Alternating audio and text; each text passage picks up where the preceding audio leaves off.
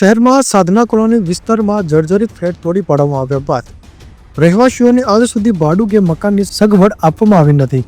સાધના કોલોનીના flat ધારકો દ્વારા સાંસદ પૂનમબેન માંડમને રજૂઆત કરવા ગયા.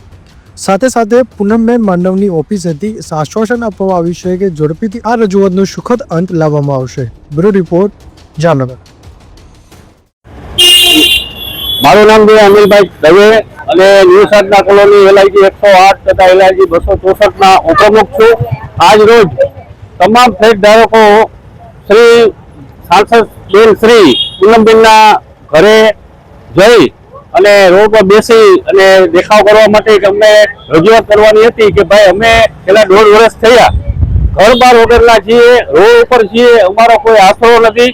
અમારા તમામ મકાનો છીનવી લેવામાં આવ્યા છે, ડિમોલેશન કરી નાખવામાં આવ્યા છે, પાડી નાખવામાં આવ્યા છે. 1.5 વર્ષથી આ કોર્પોરેટરથી મુખ્યમંત્રી સુધીની બધાની રજૂઆત કરેલી છે, છતાં આજ દિવસ સુધી કોઈ કંઈ પણ સાંભળતા નથી અને કોઈ પણ પ્રતિનિધિ, સરકારના પ્રતિનિધિ અમને કોઈ પણ જાતના જવાબ આપતા નથી. એના માટે આજે યોગ્ય રજૂઆત કરવા માટે અમે આવેલા હતા. ત્યાંથી અમને પૂનમબેનના ઓફિસે બોલાવવામાં આવ્યા હતા અને બેનના મળેલા નથી. બેન બહારગામ ગયા હોવાથી તેમના પીએ રાજભાઈ સાથે વાત કરેલી. એમને અમે રજૂઆત કરેલી, ભાઈ 1.5 વર્ષથી અમને ભાડું આપો અથવા તો અમને જગ્યા આપો રહેવા માટે. અમે અત્યારે રોડ ઉપર જઈએ, ભાડા ભરી શકીએ એવી પરિસ્થિતિ નથી, તદ્દન ગરીબ માણસો છે. તો એની રજૂઆત કરી છે અને એ લોકોએ એમને કીધું કે તમને ટૂંક સમયમાં જવાબ મળશે.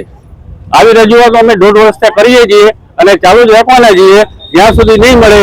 અમુક વ્યક્તિઓ આપઘાત કરે એવી પરિસ્થિતિમાં જીવી રહ્યા છે.